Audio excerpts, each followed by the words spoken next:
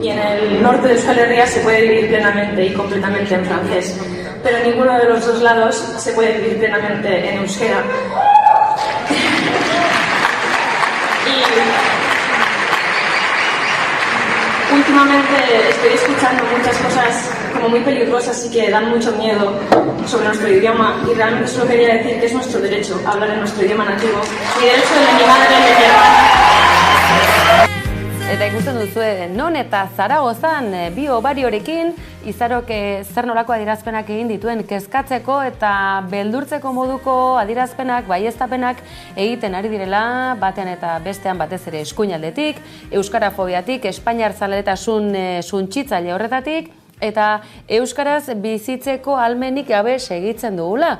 Ez da, ez erabakitze eskubidea soilik estatu plurinazional bati dagokiona, erabakitze eskubide horrek egunerokoan eragiten digulako edonolako erabakietan, eta hori hizkuntza bidez komunikatzen da. Eta ze hizkuntzatan komunikatzen dugun hori, euskaraz oraindik orain, ez hegoaldean, ez iparraldean ez da posible, eta hori eskubide urraketa larri bat da, zenbait zuri gustatzen ez bazaire ere, eta giro frankistara itzultzeko eta erosotasun handiz halako baieztapenak egiten dituztenen aurrean. Izaro abeslariak egindako hitzak dira horiek, eta badakizue album honena, azenolako musikariak ditugun ez da, pozarren baita hemen ere, eta lehenago ere aipatu genizuen iparralderantz lanarekin zebilela Gipuzkoarra, eta arro esango dizuegu, noraino heldu den, eta gainera zenolako harrotasunez eraman duen baita bere ama hizkuntza bera ere. Besterik ez, bagoaz, baina badakizue asteburu honetan hemen izango gaituzuela,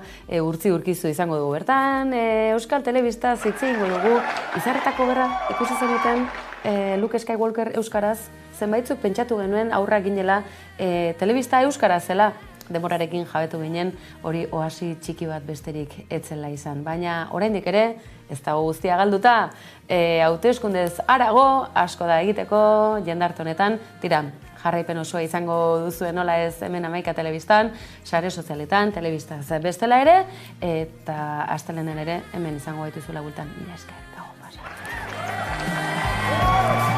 Eraman azazuzuk orain, oraindik iparralderago, munduari buelta emateko, sekula iparra galdu barik, betu.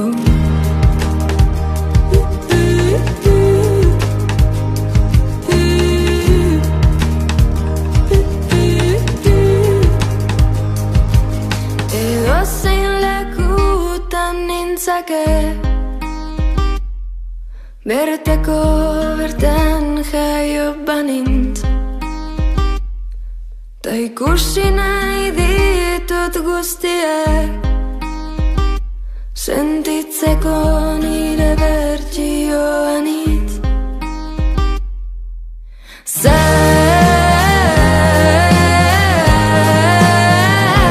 iparraldera,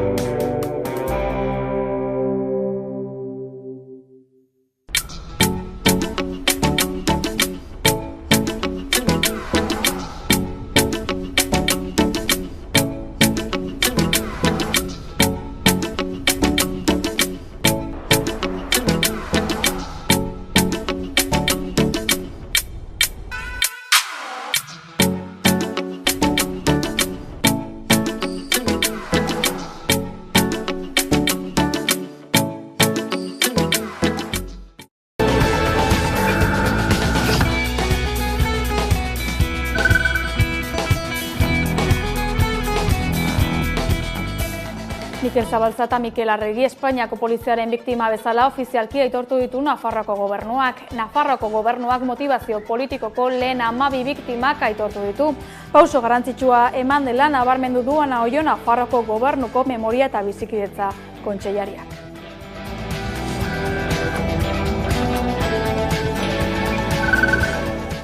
Jon Antzaren desagerpenaren ardura hartzeko garaia aldarrikatu dute Urruñan, haren desagerpenetik 15 urte bete diren egunean, 2009ko apirilaren 18an ikusi zuten gertukoek azken aldiz Jon Antza. Urte bete beranduago agertu zen bere ihotza gerra zikinaren esku hartzea inor gutxi jarri du zalantzan. 15 urteren ondoren gertatu zenari buruzko egia jakin gabe jarraitzen dutela adierazi dute haren lagun eta senitartekoek.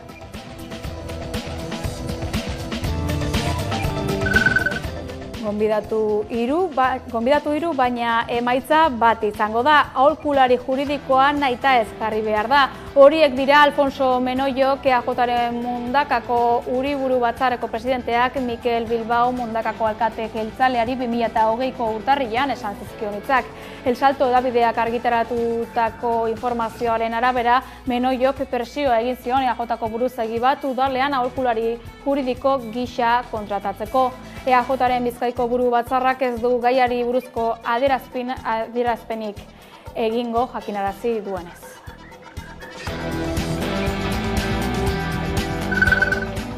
Haserre eta ulertu ezinik agertu dira Gipuzkoakoen eta Enba nekazarien sindikatuak eta Gipuzkoako baso elkartea azken asteetan baso jabe batzuk jasan dituzten sabotaje ekintzen aurrean. Lurraren altxamenduak mugimenduak joan den astean aldarrikatu zuen 11.000 zuhaitz moztu dituela Azpeitian eta Berangon 9 hektareako zabaleran. Ekintzak krisi ekosozialaren testuinguruan kokatu zuten, oharbidezko komunikatu batean jaso zenez, basogintzaren eredu industriala salatu zuen mugimenduak, haren monolaborantza ereduak mendietako lurzoruak izugarri kaltetzen dituztela iritzita.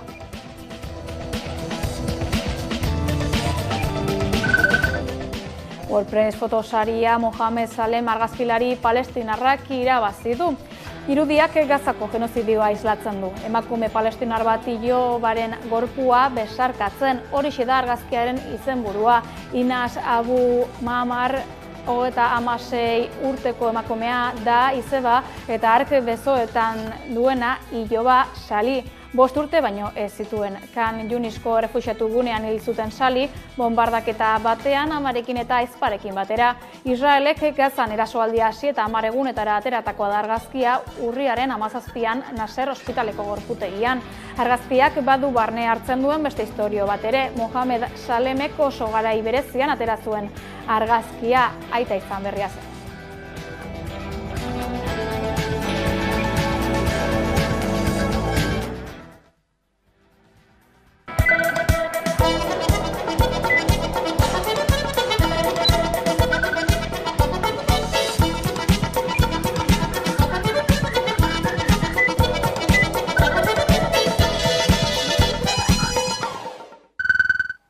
Gabon deizuela guztioi, bi egun besterik ez dira falta kanpaina amaitzeko eta hauek izan dira gaur goizeko mezu nagusiak. Entzun. Osakidetza izan du hizpide EH Bilduk kanpainaren azken aurreko egunean. Rebeka Ubera EH Bilduren hautagaiak kritika egin dio orain arteko Osakidetzaren kudeaketari eta konpromiso hartu du hauteskunde ostean osasun sistema publikoa indartzen jarraituko dutela.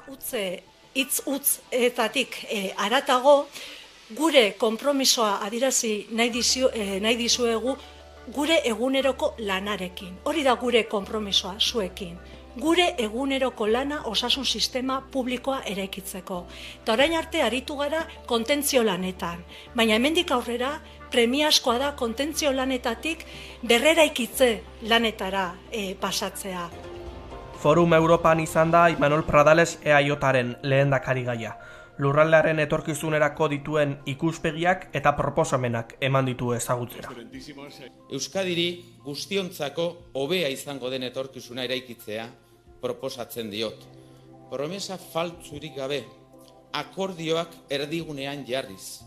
1979ko Gernikako Estatutuaren adostasuna zabaltzen duen akordio politiko berria lortu nahiko genuke, gure egungo autogobernua eguneratuz, zabalduz eta hobetuz. Alderdi Sozialista ezkerreko erreferentzia bakar gisa aldarrikatu da Gasteizen egin duen agerraldian, Aroa Gilete Arabako zerrendaburuak Maider Etxebarria Gasteizko alkatea izan du alboan. Euskadiko alderdi sozialista da benetako ezkerraren erreferentzia bakarra. Ezker arduratsua, aktiboa, plurala, berdintasunezkoa, aurrerakoia, gobernoi egonkortasuna ematen diena. Leioan izan da Sumar. Handekalarreak Sumarrentzako botoa eskatu du hurrengo igandeko bozketan. Nos comprometemos a hacer lo que viene a continuación, que es política para empujar el cambio, para mejorar nuestros servicios públicos, para tener más derechos, para trabajar menos y vivir mejor. Este es nuestro compromiso. Eta Alderdi Popularrari emandako botoen garrantziaz mintzatu da Javier de Andrés. El voto al Partido Popular es un voto para dar centralidad a la política vasca. Y lo que queremos es influir, condicionar en los pactos que pudiera haber en el gobierno vasco. Hauteskundeetarako 72 ordu eskasera, 7 lehendakarigaiak azken eztabaidan parte hartu dute. Javier de Andrés por el Partido Popular. Miren Gorrotxategi. 1.800.000 herritar daude deituta Eusko Legebiltzarrerako hauteskundeetarako, horietatik 75.634 gazteak dira lehenengo aldiz bozkatzeko aukera izango dutenak eta belaunaldi berriaren ahotsa jasotzeko Donostiako Unibertsitate ingurura gerturatu gara, gehienek ez dute erantzuna izan, baina ona hemen bildutakoa. Handendako hauteskundetan nik momentuz ez informatu, beraz oraindik ez dakat pentsatu bozkatu edo ez. Bozkatu, ni iparraldekoa nahi zenez, ez hauteskunde hauetan ezingo dut parte hartu. No creo. Ninguno en absoluto. Son partidos de fiar, ninguno. Han fracasado. Todo. Te digo, mi opinión. Sanidad se la han cargado totalmente, o casi totalmente. Educación, niveles más bajos. Nik ezin naiz joan igande honetan, ze Nafarroko naiz, orduan ez dut bozkatzen hemen. Nago superinformatua, baino suposte baiz. Bozkatzeko edo ez, baina guztiok informatu behar da, oza, importantea da, garrantzitsua da. Uste dut, garrantzitsua dela, joatea. Batez ere, pozik bazaude sistema honekin, ez bazaude pozik, agian ez. Baina ni gomendatzen dut norbait bozkatzea, ze bestela igual zure nahiago duzun partidoa ez dateratzen, besteak joan direlako bozkatzera eta zuk ez. Jarraitu gehien bat lanagatik, gero ere interesatzen hau horrek guztiak, eta hori jarraitu pixkat arlo profesionaletik esango dugu. Hortxe da biltza ez, tirabiran, alde batetik EAJ eta bestetik EH Bildu, gero uneko gehi bat ere baindik ez zegoela erabakita, hori ikusiko dugu, aste honetan lanak ondoin dituzten eta hori lortzen duten. Danak igual jarretiko gula, okerro, igual jentatuko jala berriz SO eta EAJ eta hola jarretiko gula. Neko nuke aldaketa dute, baina ez dut ez dago nik. EH eta atzen bada, guztu nuke, baiatatea. Ni hori, Nafarrokoa nahi zen ez nahi zibili hemen oso sartuta.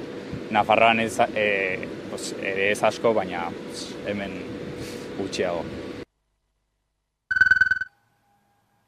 Apirilaren 21 hauteskundetara aurkeztuko diren alderdi politikoetako hautagaien segurtasuna indartzea erabakitu Eusko Jaurlaritzak joan den asteartean Imanol Pradales EAJko lehendakari gaiak jasandako erasoaren ostean.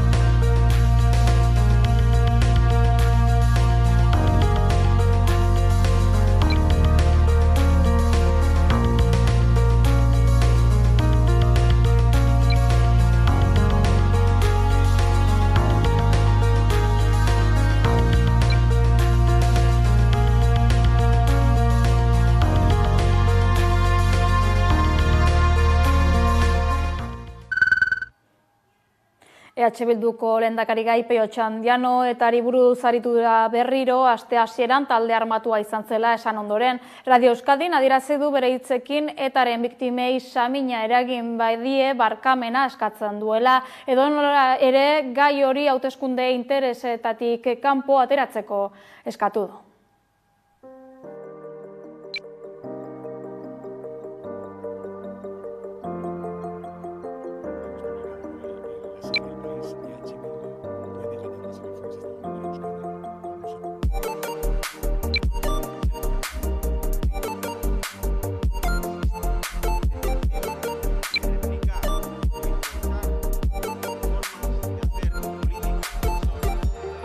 Si con esas palabras yo pude herir la sensibilidad de las víctimas de ETA, pido perdón desde aquí.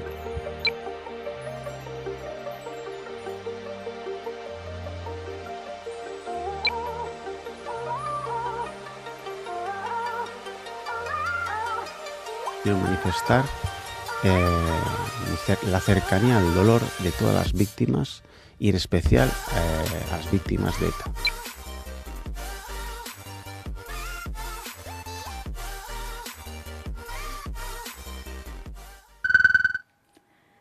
Eta herri-zerriko kanpainari begira, ze berri dugu Araban, Mikel? Herri hobe bat lortzeko politikak indarrean jartzeko gai den alderdi bakartzat aurkeztu du bere burua EAJak. Zarataren gainetik oztopoak gainditzeko lanean jarraituko duela baieztatu du Euskal Herria Bilduk. PSEk bere aldetik politika aurrerakoiak aurrera eramateko bermea dela baieztatu du, eta Elkarrekin Podemosek hezkuntza elitista sustatzen duten proiektuak kritikatu ditu. Sumar mugimenduak bere aldetik osasungintzari buruz hitz egin du. Gasteizen etengabeko arreta guneak indarrean jartzea beharrezkoa dela baieztatuz. Herri hobe bat lortzeko EAJari botoa ematea eskatu du Joseba Diez jeltzaleen Arabako zerrendaburuak Iruña Okan egindako ekitaldian. Gaur egun euskal ongizatea sortu duen alderdia direla baieztatu du. Arazoi aurre egiteko eskarmentu nahikoa dutela adieraziz. Eta gobernatu nahi dugu herri hobe bat amestu dugulako. Etorkizunean herri hobe bat eraiki nahi dugulako. Iraganean gure aurrekoek herri hobe bat amestu zuten moduan. Eta egin zuten, eraiki zuten, lan egin zuten, eta gaur, iraganarekin alderatuta, herri hobe bat daukagu. Alderdi batzuek zerbitzu publikoen gainberan duten ardurari buruz ez hitz egiteko zarata sortu dutela kritikatu du Mikel Otero Euskal Herria Bilduren hautagaiak. Alderdi hauek aldaketaren beldur direla baieztatu du ere. Zarataren aurrean, Bilduk oztopoak gainditzeko lanean jarraituko duela baieztatuz. Batzuek neurrigabeko erasoak egiten hasi dira, eta aldaketa politikoari dioten beldurra erakusten dute. Horrela, baieztatu besterik ez dute egin, aldaketa posible dela, herri hau martxan dagoelako. Oztopoak oztopo, herri hau mugitzen ari da. Ilusioa ez dadila beldurraren mende egon. Proiektu abertzaleen aurrean autogobernua babestuko duen indar nagusitzat aurkeztu da Aroa Gilete PSEren Arabako zerrendaburua. Sozialistak erabakigarriak izango direla baieztatu du Gasteizen egindako ekitaldean. Arazo errealei konponbideak jarriko dien politiketan lidergoa izango dutela adieraziz. Euskadiko alderdi sozialista da benetako eskerraren erreferentzia bakarra. Esker arduratsua, aktiboa, plurala, berdintasunezkoa, aurrerakoia, gobernuei egonkortasuna ematen diena. Ezinbestekoa izango da eskerra Euskadiren etorkizuna erabakiko duena. Gasteiz eta Guardian aurre ikusten den Eda Drinks and Wine campusaren aurka agertu da Elkarrekin Podemos. Hezkuntza elitistaren eredua sustatzen duela kritikatu du alderdiak. Proiektu honetara bideratutako diru publikoa, hezkuntza publikoa, doakoa eta kalitatezkoa sortzeko erabiltzea aldarrikatuz. Erakunde publikoen diruarekin poltsiko pribatuak betetzen dituen ereduaren adibidetzat hartu dute proiektu hauek. Un modelo que también es de privatización de la educación y de apuesta por centros elitistas como el Basque Culinary Center en Donostia o el Eda Drink and Wines Campus, proyectos a los que se han regalado parcelas públicas y prometido un importante desembolso de dinero público. Auzoetako etengabeko arreta guneak indartzearen alde agertu da Sumar mugimendua. Gasteizko osasun zerbitzuen egoera jasa jasanezina dela salatu du Jon Hernandez Arabako zerrendaburuak. Profesionalei lan baldintza duinak bermatu behar zaizkiela baieztatu du eta zerbitzuen azpikontratazioarekin amaitzaren beharra aldarrikatu du. Tenemos que revertir años de políticas erráticas por parte de quienes nos han gobernado. Tenemos que garantizar la cobertura en nuestros centros de salud, reducir las listas de espera y garantizar los profesionales necesarios. Para ello tenemos que escuchar a las profesionales y a los profesionales de nuestra sanidad pública. Eta Arabatik Gipuzkoara. Alderdi politikoak azken aukerez baliatzen ari dira. Ostirala izango dute herritarrei botoa eskatzeko azken eguna. Bien bitartean kanpainak aurrera jarraitzen du. Arreta Gipuzkoako ekitaldietan jarritzea EH Bildu besteak beste Pasaian izan da. Itziar Muruak legebiltzarrerako hauteskundetako hautagaiak adierazi du EH Bilduk ekonomia berrien aldeko apusta indartuko duela eta bere biziko garrantzia duela hainbat eskualdetan estrategikoki egin beharreko inbertsio finantzazioa ematea. Legebiltzarrak berak zonalde degradatu gisa izendatutako bereziki. Inbertsio estrategikorako funts subiranoa sortzea ezinbestekoa da. Orain arte mobilizatu diren zuzkideretatik nabarmen gorago egongo dena. Euskal enpresak lurraldean errotzeko. Euskal enpresa estrategikoen kapitaleko partaideka publikoa bideratzeko eta inbertsio estrategikoak sustatzeko. Ekonomia hizpide PPk ere agerraldia egin du Donostian, konpromisoa adierazi nahi izan diete enpresari eta autonomoei. Por ello, proponemos, entre otras cosas, en nuestro programa, bonificaciones en la seguridad social para autónomos a aquellos jóvenes menores de 30 años que decidan emprender su negocio. Crearemos un programa de ayudas para los autónomos en la contratación de su primer trabajador, con una bonificación del 50% de las cotizaciones sociales durante el primer año y, cómo no, proponemos la reducción de la burocracia. Jeltzaleek berriz datorren igandean EAJari botoa zergatik ematea eskatzen duten azaldu dute. Bakartxo Telleriak hitza hartu du legebiltzarrerako presidente gaiak. Karrera amaitu genuen garaian, langabezia 25%koa zen, eta orain 6%. Eta hori ikuspegi estrategikoa izan dugulako lortu dugu. Aberostasuna lortu dugu. Industria eta ekonomia bultzatzen dituen eredu bat gauzatu dugulako. Eta irabaziekin zerbitzu publiko sendoak garatu ditugu. Bien bitartean Elkarrekin Podemosek ere herritarri botoa eskatu die orain arteko gobernu koalizioarekin amaitu dadin. Eta feminismoa jarri du lehen lerroan Miren Etxebestek. Feminismoa berdintasuna entzun dugu, baina feminismo hitza oso gutxiegi entzun dugu kanpaina honetan, batez ere beste alderdien ahotan. Eskubideak eta askatasunak gauzatzeko behar ditugun baliabideak eta zerbitzu publikoak instituzio demokratikoek ematen dizkigute eta eman behar dizkigute. Eta datorren astetik aurrera, hau da garrantzitsua, gure bizi baldintzak igande honetako hauteskunde emaitzen araberakoak izango dira. Azkenik sozialistak turismo eredua zaritu dira. Denis Itxaso Gipuzkoako zerrendaburuak hartu du hitza Donostian egin duten ekitaldian.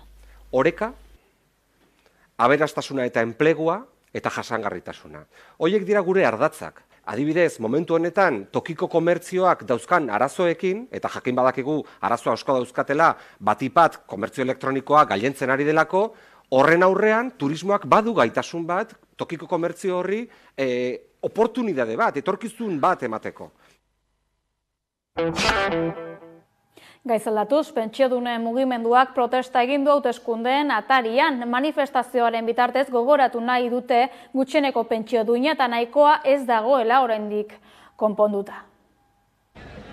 1.080 euroko gutxieneko pentsioa, alarguntza pentsioan 100% jasotzea, menpekotasuna duten pertsonen arreta publikoa hobetzea eta pentsio eta soldatetan genero arrakalarekin amaitzea izan dira besteak beste pentsiodunen aldarrikapenak Gasteizen antolatu den manifestazio jendetsuan.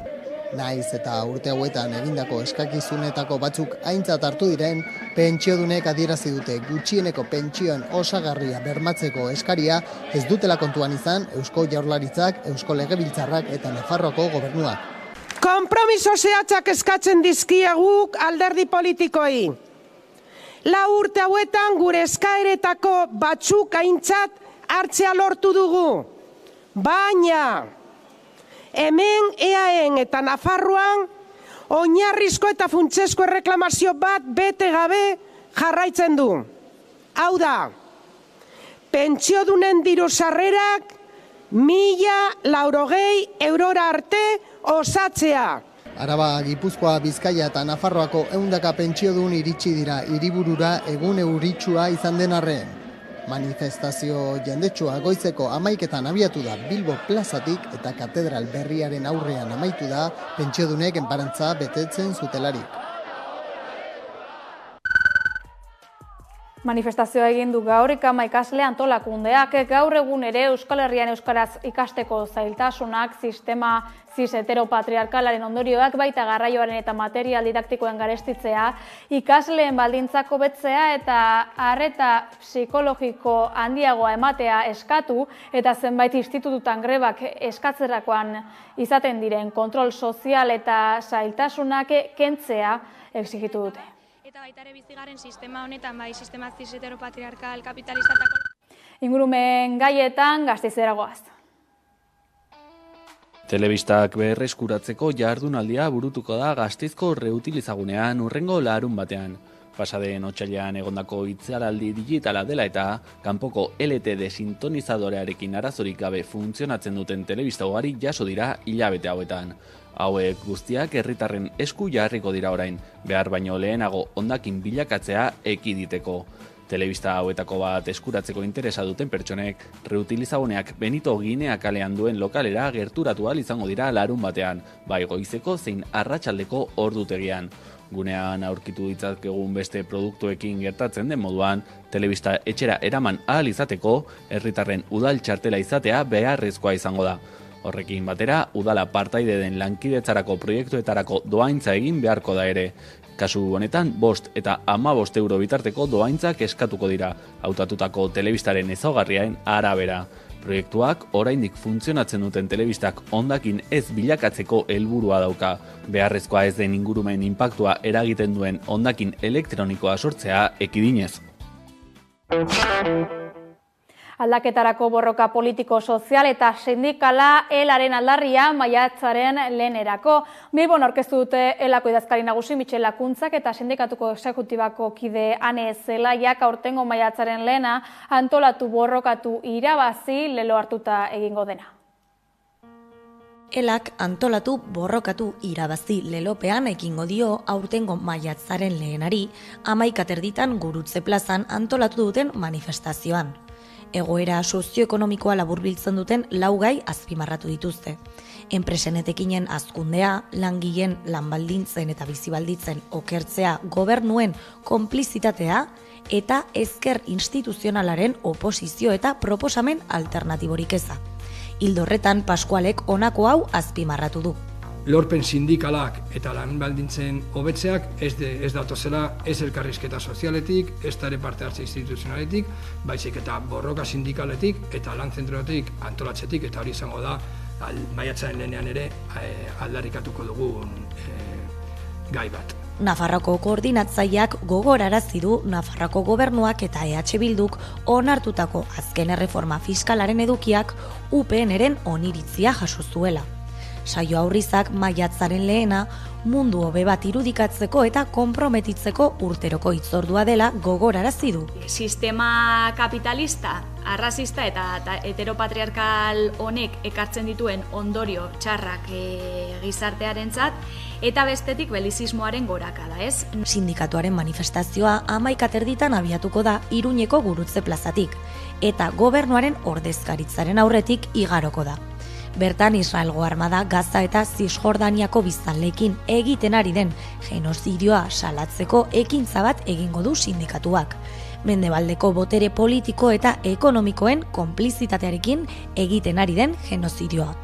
Hori dela eta, ELak Suetena eta Palestinako herriaren estatu baterako eskubidea aldarrikatuko ditu berriro. Azkenik, ELak egunero borroka sozialetako zeregin militanteetan inplikatzen diren langileen konpromisoa aitortu du.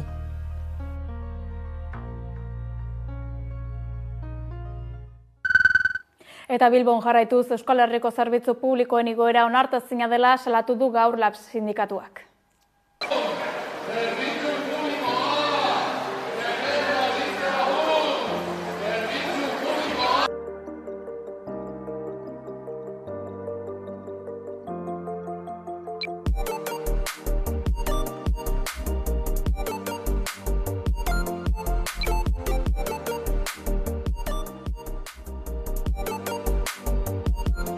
hartu ditzatela erantzukizun politikoak. Zerbitzu publikoetan eta bereziko Osakidetzan horrelako egoera sortu baldin bada, ez da kasualitatearen ondorio.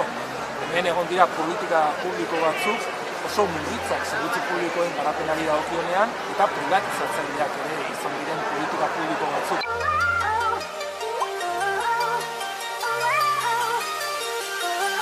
Zerbitzu publikoak erdigunean jartzea, hemen Euskal Herrian erabaki ahal izatea, bai zerbitzuaren nolakotasunari buruz, nola lan baldintzei buruz, langileekin ezer daitezela hurrengo Eusko Jaurlaritza negoziatzera zerbitzuaren baldintzak eta baita ere lan baldintzak.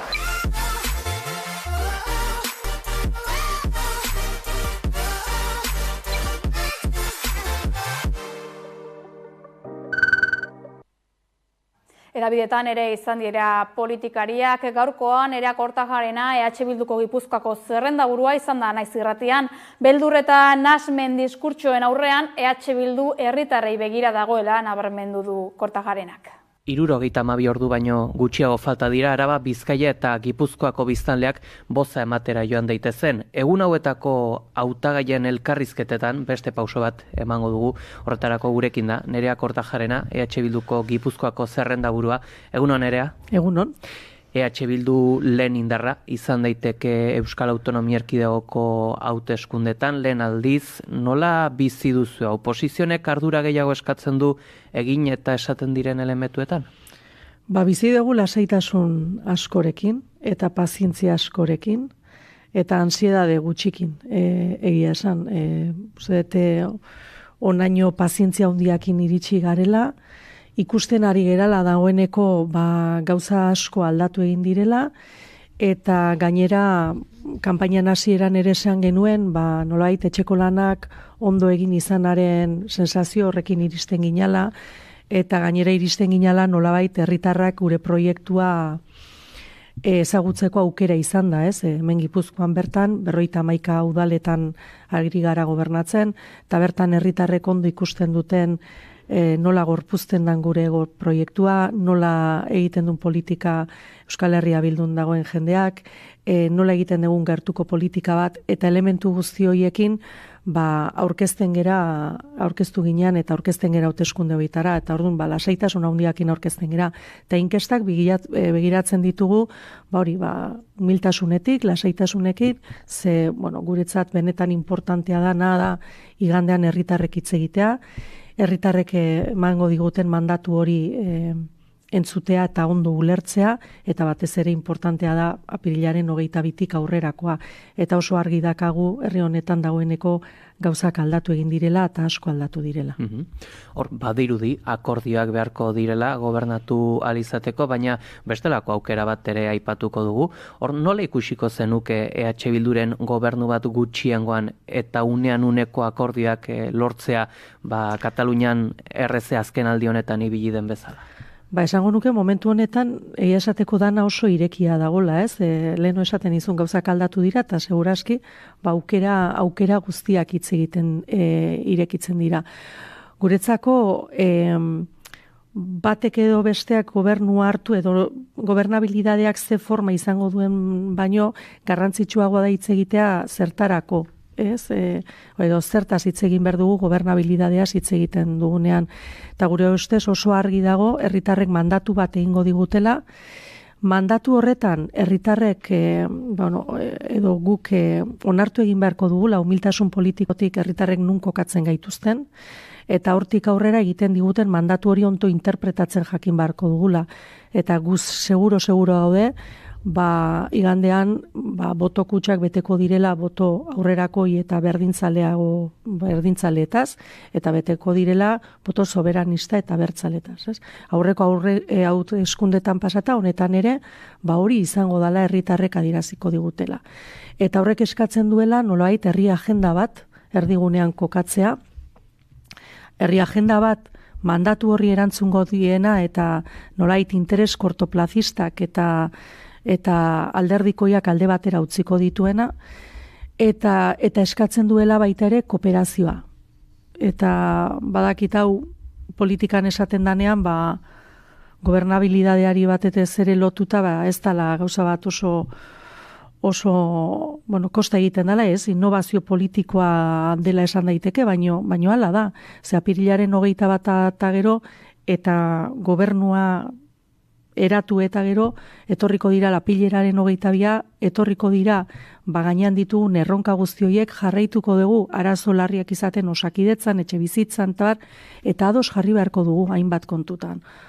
Eta uste dugu, elementu guzti horiek kontuan hartuta eta leheno esan bezala herritarren mandatuarekin herri agenda hori erdigunean edukita hitz egin behar dugula gobernabilidadeaz. Guk begiratzen diogu Iruñan eta Nafarroan ireki diren gobernatzeko eta kooperatzeko espazio berri horiei, non eskubi reakzionari hori albo batera utzita, gainuntzekoak ari garen elkarlanean herri agenda hori erdigunean kokatzen, eta, maila askotan ere, agenda eraldaketa agendak erdigunean jartzen, hori da guretzat eredua. Aipatu duzu Iruña, baina txanponaren bestaldean ere badaude, Gipuzkoa edota Gasteizko udala, hor oposizioko eta bestelako indarren batuketa edo gaur egungo gobernu akordio hori horretan jarraitzea, izan diteke beste aukeretako bat. Hala gertatuko balitz, testu inguru horretan egonez gero, EH Bilduk zer egingo luke? Batetik esango nuke ez gaudela aukerak galtzeko. Eta esango nuke baita ere Gipuzkoan gertatutakoa ezin dela berriz errepikatu. Ezin da nire ustez politika egin herritarren desio eta nahiei bizkar eman da. Eta uste ez dela momentua baztertzaileak diren eta kasi reakzionarioak diren, reaktiboak diren koalizioekin aritzeko. Ez da horretarako garaia. Eta uste edo bide horretan saiatzen direnak okertu egiten direla eta okertu egingo direla hori baldin bada duten asmoa. Ez usteet interes kortoplazista eta alderdiko hiei erantzuten dieten zera horiek, aliantza horiek paso eman behar diotela herritarren desio eta nahi horiek erdigunean kokatzen dituztenei. Eta ikusiko dugu ze gertatuko den. Esan bezala dena irekita dagolako, ez? Euskal Herria Bilduk oso argi daukana da, guk beti jarriko dugula erdigunean herri agenda hori eta herritarren mandatu hori. Etxe bizitza eta osakidetza bolo-bolo aipatzen ari dira kanpaina honetan. Bi arazo hauek zenbateraino aktibatu dezakete botoa? Nik uste dut badirela bi arazo oso importante gure bizitzak baldintzatzen dituztenak eta maila batean gainera badirela egiteko modu baten isla. Politika egiteko, politika ulertzeko eta politika publikoek izan behar dituzten helburuak ulertzeko modu bat badirela, ez? Eta horregatik da importante horietan ere pausoak ematea eta aldaketak ematea. Badakigu, azken urte luz hauetan, herritarrak urrundu egin direla politikatik, ez? Maila batean esango nuke, ikusten dutelako bere bizitzan funtseskoak diren kontu guzti horiek, politika publikoetatik erantzunik jasotzen ez dutela, ez? Bizipen guztiak dira politikoak, eta egia esan, ambulategi batera joan eta medikurik ez egotea, guztiz politikoa den bizipen bada, edo itxaron zerrenda luzetan egotea guztiz politikoa den bizipen bada, edo 30 urtekin gurasoen etxean egotea eta ezin zure bizitza proiektua eraikitzea bizipen politikoa da. Baino ni Donostiarra izanik, Loiola bezalako auzo batean bizi eta etxe bizitza promozio batean 1,5 erditik gorako etxe bizitzak baino ez egotea, hori ere bizipen politikoa da, ez? Eta nik uste, elementu horien aurrean, jendeak baduela kezka, eta adierazten ari dela, hauteskundeak diren aldiro, baino baita ere kaletan, eta gainuntzan guregan agerturatzen direnean, beharrezkoa dela gauzak bestera batean, eta beste batean egitea, hori eskatzen digute. Eta maila horretan, uste dut horrek nolabait eta orain aldaketarako desio hori inguruan sumatzen dugun honetan, herritarrek ikusita badagola alternatiba bat, badagola aukera bat gauzak beste modu batean egiteko, eta horren inguruko proposamen zehatzak mai gainean jarrita izan daiteke nolabait herritarrek berriz ere, nolabait politikarekiko adesio hori bilatzeko beste modu bat, ez? Herritarrei eguneroko bizitzetan dituzten arazoei erantzunak ematean, politikari eta herritarren arteko frekuentziak berriz nolabait sintonia berdinean kokatzen dira, eta adesioa eta ilusioa sortzen du diren aukerak irekitzen dira. Osasun arloan hor, Gipuzkoan bada, jazuera esanguratsu bat, Tolosan, bertan ez dago tokiko ospitalerik eta Jaurlaritzaren proiektuak berria eraikitza proposatzen duen, baina baita ere Asunción klinika dago, kontzertatua, lan gatazkekin eta zorrekin. Gobernuan egonez gero, EH Bilduk zer egingo luke? Bueno, guk Asunción klinikaren auzia eraman dugu, mila aldiz ez, baina askotan eraman du legebiltzarrera, ze barne biltzen ditu bere horretan Osakidetzak ditun arazo nagusi horiek, ez? Privatizazioaren ondorioak, eta privatizazioek gero, ez, nolabait, beste interes batzuk nola erdigunean kokatzen dituzten kokatzeak herritarrentzako ekartzen dituen ondorioak, ez? Guk horre ospitale publikoaren aldeko autua egin dugu, uste dut hori dela bidea. Bailarako alkateek ere horren aldeko apustu egin dute, eta uste dugu hor badagola nolabaiteko aukera osasun arloan planteatzen dugun osasunaren adiera berri hori eta zabalago hori egin alizateko aukera bat, eta zentzu horretan guk publifikatze horren aldeko autua egiten dugula. Analisi mailetan ere aipatu izan dugu, osasuna eta zaintza, geroz eta aipatuagoak izango diren elementuak direla, hor batez ere gizartearen ezartzea dela, eta horrek ere eskatuko du elementu hauetan diru gehiago jarri beharko dela. Diru behar hori, ekarpen horiek nundik atera beharko lirateke? Bueno, guk askotan esan dugu badala baita ere herri honetan pendiente dagoen beste kontu bat, baditugu zuk aipatutako kontu guzti horiek Osakidetza zuti jartzea bat, baino bestea da zaintza sistema publiko komunitario hori eraikitzeko beharra. Guk programan gainera azpimarratu dugun kontuetako bat izango da, ze gainera mugimendu feministak ere egin digu interpelazio bat, eta guk zentzu horretan bai uste dugu importantea litzakela Osakidetzan izan dugun referentzia publiko hori zaintzen arloan ere izatea. Eta horrek noski eskatzen du baita ere fiskalitateaz hitz egitea. Denbora luze damakigu kontu horri heldu gabe, aspaldi genuen mai gainean fiskalitatearen inguruko eztabaida publiko bat irekitzearen beharra, askotan aldarrikatu dugu. Gogoratu nahi dudalako orain dugun eredu fiskala Alderdi Popularrarekin adostutako eredu fiskal badela. Orduan uste dut, garai berrietara eta ditugun erronka handi horietara egokitu alizateko behar dugula fiskalitate progresibo bat, justoago bat, eta erronka horiekin alineatu egongo den bat, ez? Eta hortan funtseskoa da eztabaidak irekitzea.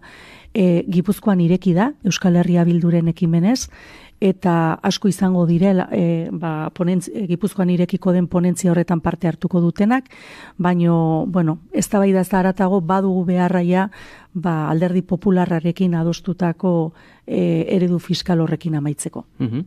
Hizkuntzaren afera behar beste hitz egin da kanpaina honetan? Esango nuke oso gutxi hitz egin dela kanpaina honetan, hizkuntzaz, naizta bizitzen ari garen euskararen kontrako oldarraldi importante batean, eta kanpainan bertan izan du dira baita ere, kasi oharkabean pasa diren pare bat epai zentzu honetan, ez? oso gutxi hitz egin da, oso espazio gutxi izan du hizkuntzak, baino uste dut badala beste elementu garrantzitsuenetako bat, zentzu horretan uste dut urratsak ematea ere funtseskoa izango dela datorren legealdian, blindatu ahal izateko, oldarraldi horietatik blindatu ahal izateko, baino batez ere normalizaziorako bidean eman beharreko urratsak benetan emateko, ez? Da uste dut zentzu horretan beharrezko izango dugula baita ere lege berri batzuen inguruko hausnarketak irekitzea. Hain zuzen, atentzioa deitu zuen elementuetako bat legegintzaldi honetan izan zen, Emakunde eta Gogora lehendakaritzatik justizia sailera leku aldatu zirela, hauek lehendakaritzara bueltatu beharko lirateke? Emakunderen kasuan guk argi daukagu Emakundek lehendakaritzan egon behartzuela eta hola adierazi genuen, ez? Egia da justizia sail hori, justizia politika sozialena, gazteriarena ere bazan, bilakatu zan olako kajoi handi egia, eta politika horiek zentralidadea galtzen dute maila batean banatzen direnean. Guk oso argi dugu politika horiek egon behar dutela erdigunean, baino egia da guk gure programan eta badakizue aurtengoa ohiko programa elektoral bat baino gobernu programa bat zela, eta guk planteatzen genuna da zan edo da sail berezi bat egotea feminismoei dagokiona, eta segurazki Emakunde ere horren bueltan kokatuko litzake. Tonuan ezberdinak izan ziren ETB bat, ETB biko eztabaidak. Zentzu eta behar politiko ezberdinak dauzka gazteleraz elebakarrez bizi den pertsona batek eta euskaraz bizi den pertsona batek? Segurazko ez dakit tono desberdinak izango da zerbait kulturala, egongo dira alde kulturalak, ez da. Uste dut tono desberdinek, debatetan hizkuntzaren menperatzeak ere badu, nolabait hor ikusten da bakoitzak ditun gaitasunak ere, gaitasun politikoak, hizkuntzaren menperatzearekin ere oso baldintzatuak egon daitezkela, eta zentzu horretan, uste dut hor ere, haian batzuk etziran manejatu beste batzuk bezain ondo, eta horrek markatu zuela, ez? Baina kanpaina momentu desberdinetan zeon, ETB bateko eztabaida emantzanean, eta ETB bikoa emantzanean, ETB bateko eztabaida emantzanean, osakidetzaz hitz egiten ari ginean, eta beste etxebizitzaz hitz egiten ari ginean, eta horren bueltako eztabaida izan duzan, eta esango nuke, ETB biko eztabaidara iritsi ginela, kanpaina pixka bat berotuta eta lokatz pixka batekin, eta horrek ere, kanpainaren diapat soia ere igo egin zuela, hautagai gehiago ere izan duzian ETB biko horretan, eta nik uste horrek ere markatu zitula tonoak, ze bigarren aste hau beroago izaten ari den aste bada. Hor ere aldarrikapen egintzen aurre kanpainatikan, maila politikoa mantentzarena, pixkate eskakizun horrek beruntz egin du?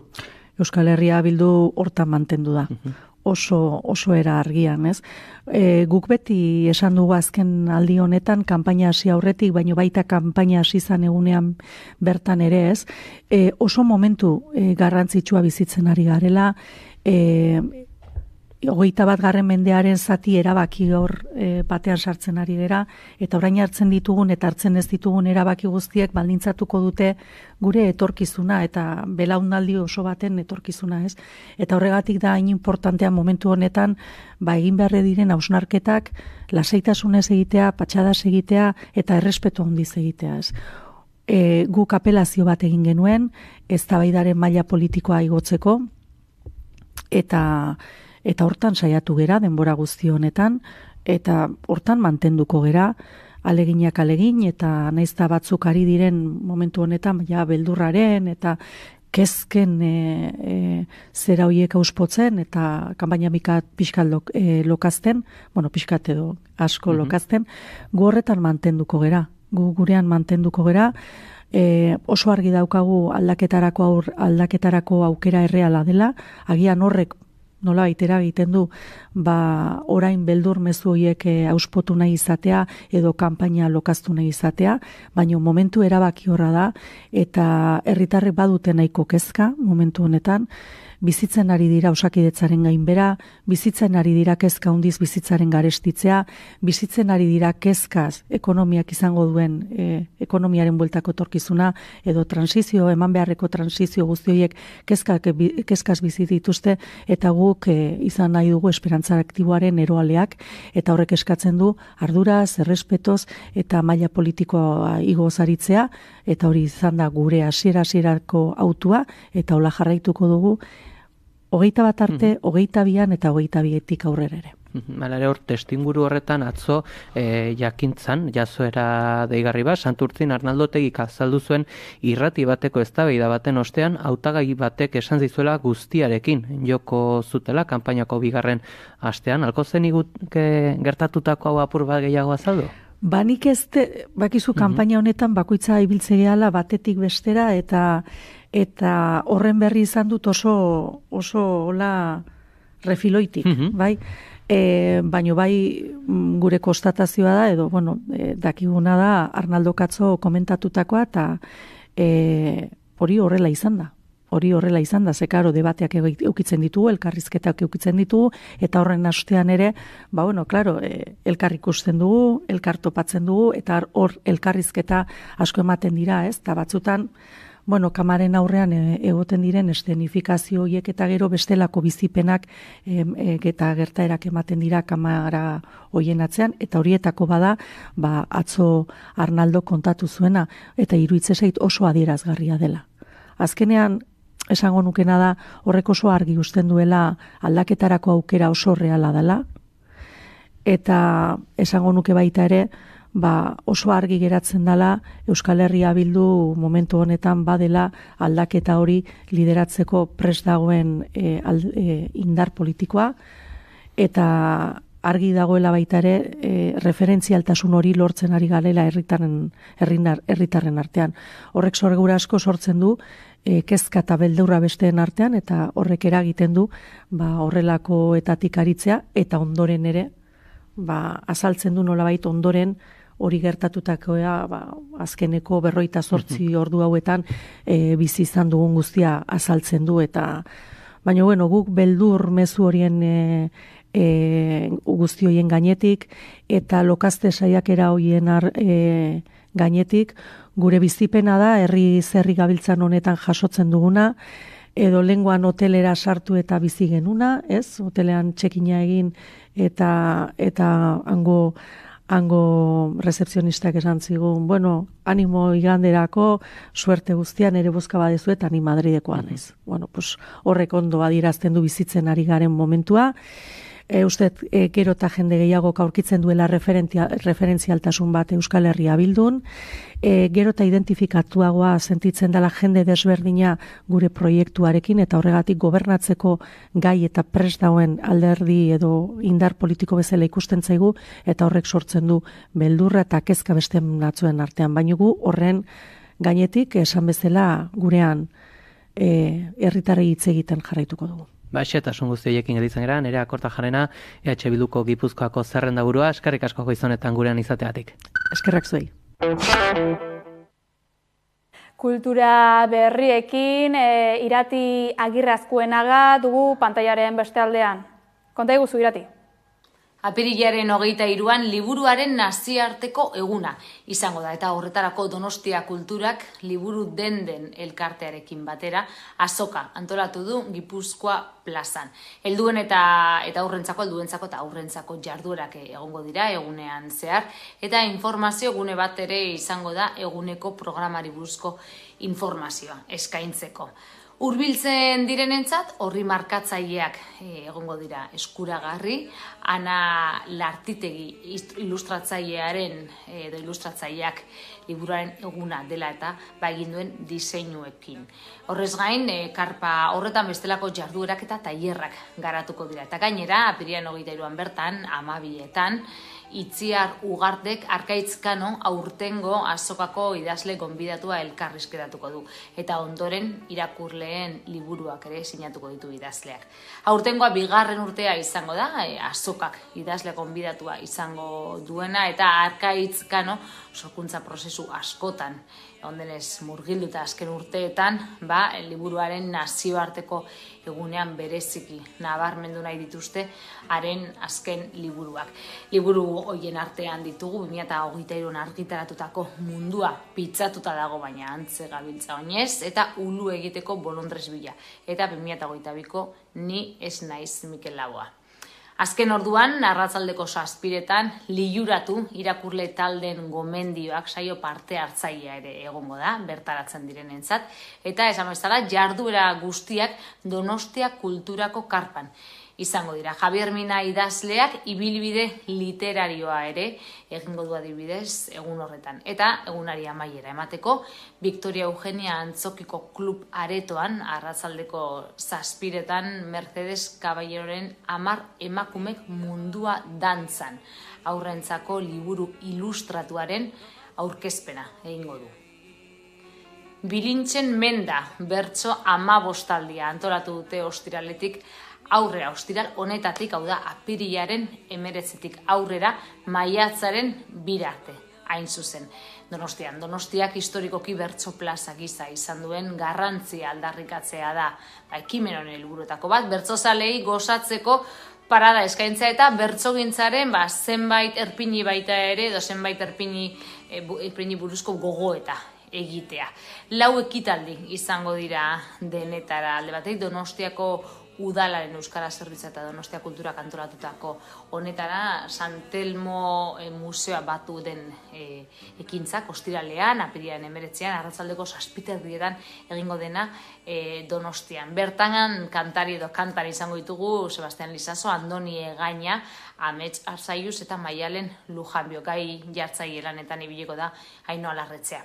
Apirilaren 24an berriz, Jon Sarasua bertsolariaren eskutik ego atxerekin bigarrena txapelketako edukiei begiratu bat txalo dependentziaren ikuspegitik. Hitzaldia horrela titulatu horrela izenburu eman dio Jon Sarasuak, eta 10 arratsaldeko 7:00 izango da bere hitzaldia. Apirilaren 28an berriz, 3. jarduera, kasu honetan bertsolari txapelketen antologia kantatua izeneko hitzaldi musikatua izango da Antzoki Zaharren, eta amaitzeko 4. jarduera maiatzaren 2an egingo da. Gai jartzailearentzat bilakaera izeneko mahai-ingurua antolatu dute horretarako San Telmo museoan. Bertan, Jose Mari Iriondo, Lazaro Azkune eta Maite Berriozabal izango dira solaskide Xabier Euskitzek gidatutako saio honetan. Eta erakusketa baten berri ere eman nahi dizuegu aste honetan. Izan ere, erakusketa interesgarri dugu agenda kulturalean. Bizkaiko portuetan, mendeetan zehar, salgaiak mugitu zituzten emakume zamaketarien lanbidea ikustarazteko erakusketa aurkeztuko dutelako erakusketak Amaia Praiz eta Maria Romanok sortutako liburua du oinarri. Portuko ofizio gogor eta ofizio anker eta txarto ordainduari buruz egindako ikerketa lana du oinarri esan bezala erakusketak, ikerketa lan horrekin lotutako erakusketa da, eta Bizkaiko batzar nagusietan bizitatu ahal izango dugu. Emakume zamaketariak ikustaraztea edo emakume zamaketariak ikustarazi beharreko lanbidea zela iritzita antolatu dute erakusketa gogoraraziz, belaunaldi askotako emakumeen artean ere errealitate izan zen ogibidea, izan zela zamaketariena. Izan ere dokumentazio lan horri esker eta esan bezala batez ere Amaia Praiz eta Maria Romano egindako azterketa lanari esker jakin dugu Andrasko zamaketariak izan zirela 16. mendetik 20. mendeko 50. hamarkadara bitartean. Erakusketan ikusgai dauden ilustrazioen artean, gainera nabarmenak dira Eulalia Abaitua, gaskilariaren eta Aiende Salazarren argazkiak. Antolatzaileek azaldu dutenez, iraganean gizarte kapitalista eraikitzeko lan indar bat gehiago izan da emakumean, eta horrela deskribatu dute baita ere borroka horretan ibili zen zanbaketariak. Biziraun nahian zebilen miseriaren edo kapitalismoak sortutako miseriaren ekonomian. Maiatzaren 24 bitarte egongo da erakusketa ikusgai. Amaitzeko, asteburu honetan amaitzen dira Bilboko Pabellon 6ko antzerki laburreko jardunaldiak. 11. edizio honetako antzeslanak ikusteko aukera duzu edo dago oraindik beraz. Ostiral, larunbat eta igandean. Aurtengo parte hartzaileen datuak aztertuta antolatzaile bai nabarmendu dute emakumeen presentzia hainbat alorretan, hainbat esparrutan. Esaterako jardunaldietan parte hartzen ari diren 38 pertsonetatik 23 emakumezko sortzaileak dira, eta zuzendari lan postuetan ere, zuzendari lanetan 11 emakume eta 8 gizon daudela nabarmendu dute. Kontua kontu, asteburu honetan 4 pieza labur ikusi ahal izango dira. Diario de desditzaz, 50-50, silbidos de jenin eta esetasun erlatiba uneko 73. Beraz, emakumeen datuak hor daude, baina ikusten dugunez euskaraz bakarra, izango da antzeslan bakarra.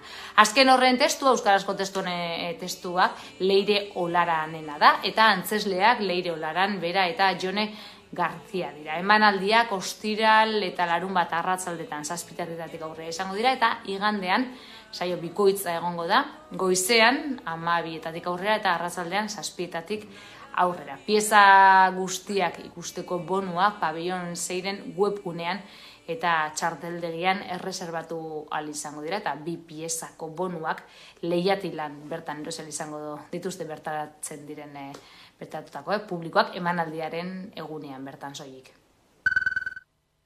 Eta ikusentzunezkoetan Gaizka Izagirre pantaiak euskarazeko kidea dugu, pantailaren beste aldean. Kaixo Gaizka? Kaixo, hemen gatoz berriro ere euskarazko eszenaldi nabarmenak aipatzera. Prime Videon Fallout telesaila, bideojokoen egokitzapen aipagarrienen zerrendan sartuko nukeen telesaila iruditu zait, Westworld telesailaren sortzaileak diren Jonathan Nolan eta Lisa Joyren eskutik iritsi da. Voltec konpainiak gerra nuklear batek planeta suntsituko duelakoan zenbait babesleku sortu ditu.